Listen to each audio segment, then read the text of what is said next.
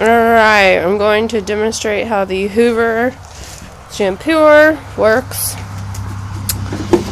The tank is empty right now. There's a little bit of water in there. Alright, we got the tank closed. Roll onto the mount. Turn it on. Pumping up water.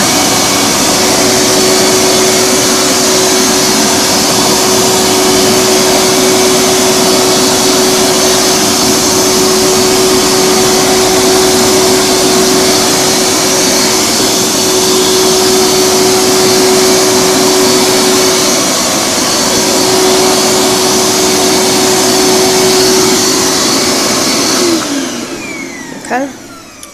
Now I need to demonstrate that it will spray out water. Let's put it on a dry spot on the concrete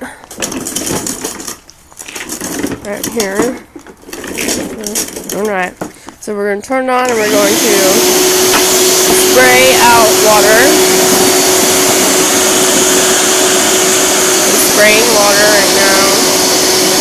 So that's the kind of way that it sprays. It's got 3 sprayers that's spraying out the water. Okay. Now I'm going to see what's in this tank. So there's the water in the tank. You can see it right there.